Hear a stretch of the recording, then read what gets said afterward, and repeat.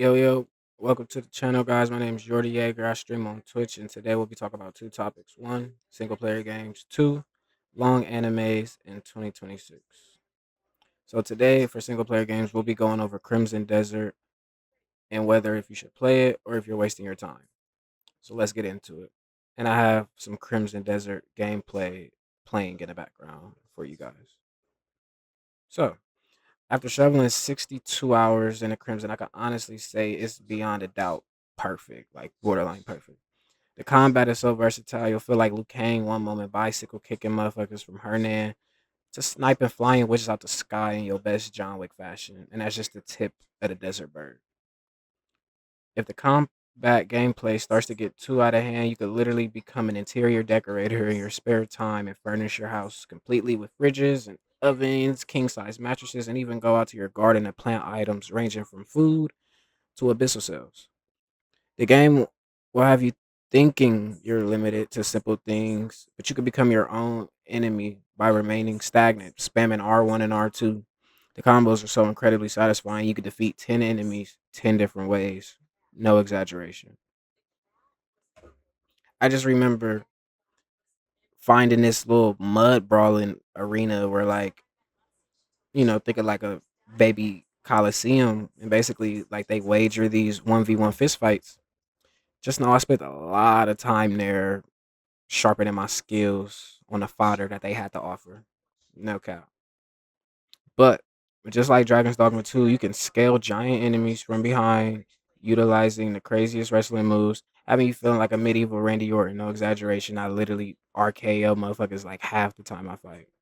The exploration can remind some players of The Legend of Zelda Tears of the Kingdom, as it relies on a minimalistic approach with very few tutorials, but not as minimal as Souls like Elden Ring, where you literally get thrown in the sandbox and have no idea what you're doing.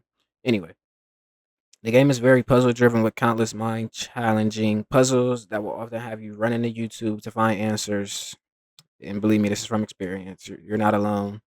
I've ran to YouTube almost for every single puzzle. Anyway, let's talk about some of the gripes from the community, because while I believe this game is perfect, I can't act like there aren't many flaws present. So I'll be going over the most common ones, starting with the quote unquote MMO hangover control scheme. Sources say the early game development started as an MMO, which resulted in developers mapping an overwhelming number of complex inputs to single controllers. A fellow YouTuber by the name Scott Telford stated, and I quote, almost every button has a press and hold function. Simple actions like pulling out a lantern or calling your horse require multi button sequences that lack smooth, intuitive mapping.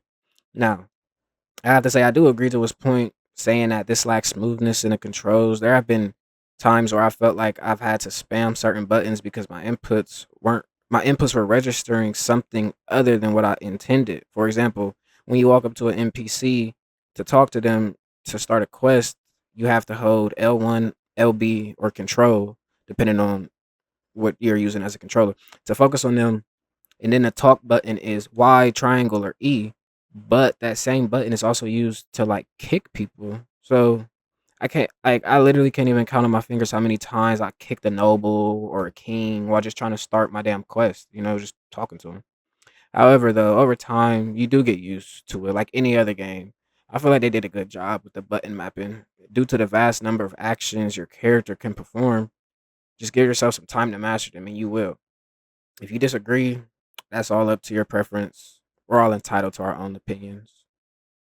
Anywho, to summarize that all up, so after 62 hours in Crimson Desert, I could confidently say it's one of the most enjoyable single player experience I've had in a long time. The combat gives you so much freedom that no two fights have to feel the same at all.